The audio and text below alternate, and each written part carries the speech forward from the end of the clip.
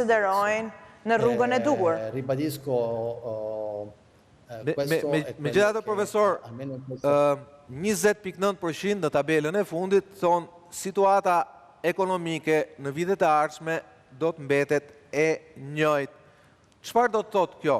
Këta anojnë temi nga situata e mirë, apo anojnë nga temi janë skeptik për të ardhmen ekonomike të vendit?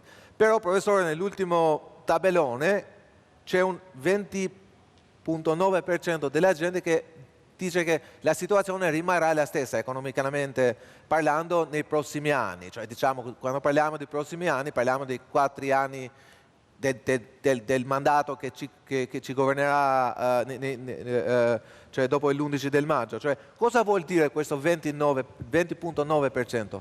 Cioè, sono dalla parte migliore, che migliorerà, o dalla parte che le cose non andranno molto bene? No, queste sono la classica Kjo parte degli është indecisi. pjesa klasike e të pavendosurit. Janë ata persona që kanë nevojë për të parë diçka më tepër. Mundësisht, motivacionet mund të jenë në varësi të situatave reale apo qofshin komunikative. Janë 2 nivele me të cilën punohet. Është ajo që është në pjesën që do ta shohim edhe në këtë periudhë të zgjedhjeve. Do të jetë shumë bukur në javët në vijim. Edhe kjo është pjesa e punës sonë, të shkojmë, të shohim se si do të anojnë, nëse do të anojnë në bazë në ato që do të komunikohet me të vërtet. Edhe në këtë grup të njerëzve, sepse në shumë pjesë publiku fokusohet në atë që është vërtet duke ndodhur në vendin e tij në momentin kur duhet shkoj vërtet votoj. Kalojmë te slajdi i fundit për këtë pjesë të parë, pastaj do flas me kolegët e mi, do diskutojmë shifrat. Slajdi i fundit është shumë interesant, pasi ka një pyetje shumë interesante. Pra, duke menduar për Shqipërinë dhe gjendjen në vend, cila nga këto emocione ndjen më shumë? Dhe shikon rezultatet që kanë treguar shqiptarët. 37.8% e tyre thonë që ndjen krenari dhe patriotizëm. 29.9% ndjen zemrim, frustrim dhe dëshpërim. 20.2% e tyre thonë që ndjen frikë dhe shqetësim, ndërkohë 12.1% e tyre thonë që ndjen gëzim dhe shpresë për të ardhmen. Allora, professore, l'ultima domanda, cioè questa è una cosa che io non ho, diciamo, visto nei sondaggi che ho commissionato io con le mie TV o neanche negli altri sondaggi, cioè come si sente la gente sull'attuale stato d'animo, diciamo, il loro stato d'animo sul loro paese. Cioè, i risultati sono interpretabili, però orgoglio e patriottismo è una cosa, diciamo, che qualche anno prima per gli albanesi non era neanche pensabile. Cioè, perché avete fatto questa domanda? Cioè, questa domanda alla gente, come interpreta i risultati? Pra, ideja është një pyetje e tillë nuk e shef shumë në sondazhe, pra që 37.8% shqiptarëve thonë që ndjen krenar dhe kanë patriotizëm për vendin e tyre, është një gjë që pak vite më parë ishte një pyetje që as mund t'ia bëje dot shqiptarëve. Pse qëllimet e kësaj pyetje? Po e pyet profesor Vikarin. Si, mi dimi profesore. No, noi ci siamo resi conto. Ne kemi kuptuar è cambiato molto. Se ka ndryshuar shumë, por jo vetëm në Shqipëri, por në gjithë botën, skena politike, në sensin që njerëzit nuk janë më të motivuar për të shkuar për të votuar si më parë.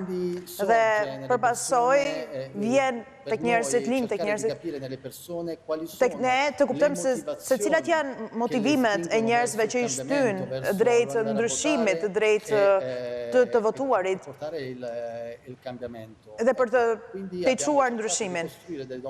Dhe kemi tentuar të ndërtojmë disa pyetje që mund të na ndihmojnë të kuptojmë se cilat janë motivimet që i dërgojnë njerëzit drejt votave dhe tipologjia e votimit të tyre. Okej, profesor, të falenderoj, unë do flas tani pak me kolegët e mi, le ringrazio, ci troviamo tra poco per la seconda parte. Faleminderit Fabio Vikari, që është edhe drejtuesi i këtij sondazhi komisionuar nga APZ News. Skënder, atëre, unë do pa humbur shumë kohë, ka shumë të dhëna, por ajo që më bën mua përshtypje, ndoshta e kemi tek skenari sociopolitik tabela cilat janë si pasysh problemet kryesore të vendit, doja të flisim për atë një koment të parë, nëse ne mundemi ta gjejmë tabelën. Unë shikoj, Skënder, ka një rritje të temave që lidhen me gjendjen ekonomike, bravo, kjo është. Pra duke filluar nga pagat e ulta, varfëria, korrupsioni që mbetet temë kryesore, po jo më kryesore. Shikojmë që kriza ekonomike, inflacioni, mungesa punës, pensionet e ulta, emigracioni. Pra shqiptarët atua po mendojnë ashtu siç e tha profesor Bikari si një votues evropian? E vërtet, Sokol, dhe kudo ku kemi ndjekur procese elektorale, paka shumë këto kanë qenë temat, i ka përcaktuar qysh nga pandemia Covid-i dhe më pas lufta në Ukrainë, pra kanë nxjerr në plan të parë inflacionin, kanë nxjerr papunësitë, kanë nxjerr pagat e ulta që lidhen me inflacionin, kanë nxjerr pensionet, emigrimin, korrupsionin, por një gjë bën përshtypje që duket se ka një kundërvënie që teorikisht ato që do duhet të ishin burimet ose gjeneruesit e problemeve të mësipërme ndodhen në kadet e poshtme të listës, si shqetësime. Më e para, unë do të thoja qeverisja e keqe, apo jo, zotë Çupi. Do të thotë, kur ti ke inflacion, papunësi, pensionet ulta, emigracion, korrupsion, normalisht duhet kishe një vetdijet e një niveli pak më të lartë se çmimet tek lagja. Po kjo Unë e kuptoj fare mirë që e bukur e sondazheve, Skënder, cila është? Themu, cila është e bukur e sondazheve? një mendim duket si një tabelë me dy pamje. Ne jemi njerëz që përcjellim opinionet e njerëzve, etj. Dikush na quhen opinion bërës, etj. Kemi.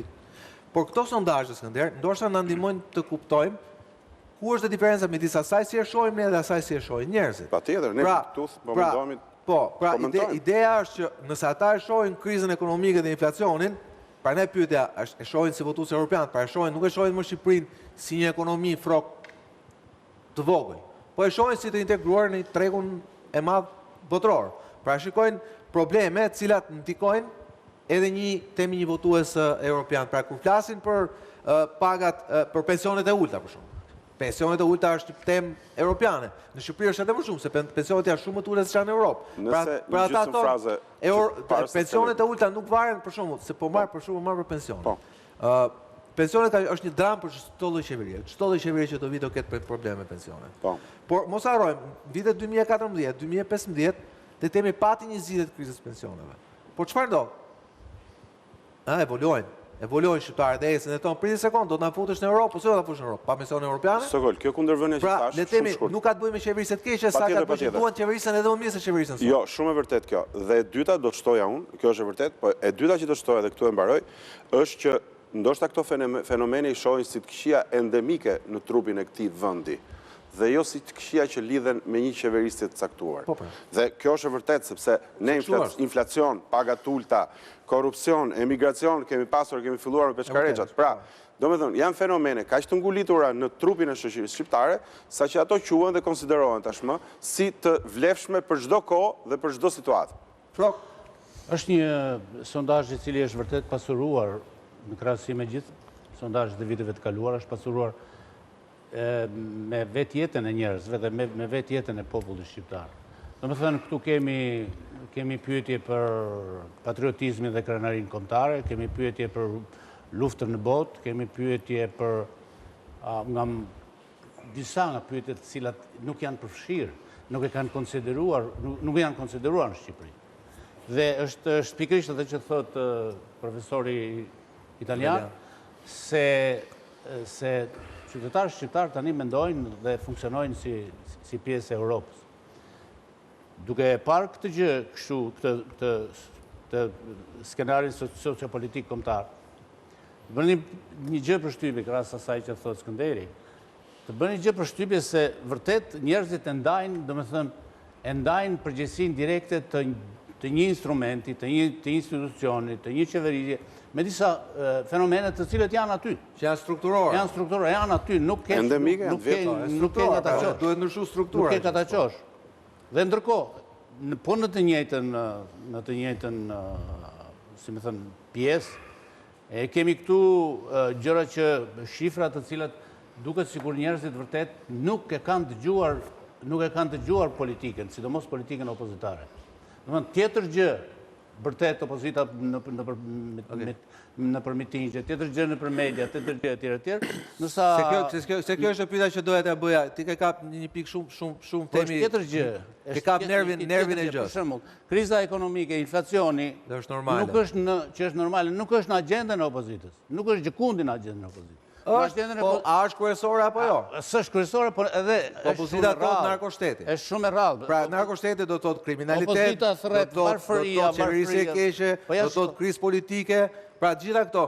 Dhe se s'kemi kohë. Lami, ajo që do më shtypja është kjo që psi ka mundësi që temi këto çështje të cilat janë ngritur nga njëra palë, janë kaq poshtë në. Unë mendoj që këtu ngrihen disa çështje. Së pari, Vetëm sa më shkurt ju lutem. a mundet që çështjet të cilët opinioni publik i klasifikon si prioritare të mund të marrin vëmendje vetëm gjatë periudhës fushatës? Pse jo? Gjë e cila na bë të mendojmë që nëse ato nuk marrin vëmendje gjatë gjithë kohës kur shtrit mandati i qeverisës, sigurisht do shikojmë që njerëzit kanë disa shqetësime, opozita apo qeveria ka disa shqetësime të tjera, siç janë korupcioni, siguria, kriminaliteti, kriza politike, qeverisja e keqe. Së dyti, media pasqyron problematikën e përditshme që ka njerëzit apo ndjek agjendën e politikës që dikton nëpër media. Po të shikosh debatën nëpër media, do shikosh që korupcioni, kriminaliteti, kriza politike, qeverisja e keqe kanë qenë epiqendra e diskutimeve këto 4 vite. Elementi i dytë do thoja unë është që si afrohen partitë politike në platformat e tyre për zgjidhje gjatë fushatave elektorale. Në lidhje me çështjet që kanë njerëzit. Bloku i parë që ju me drejtë evidentuat dhe evidenton sondazhi, se e themi ne, është bloku i cili është ekonomia. Po të shikojmë mënyrën si janë qasur. Is the economy stupid. Nga mesi e sipër ose më dy partitë kryesore. Unë mendoj që këto dy partitë kryesore, qasja kryesore është kjo.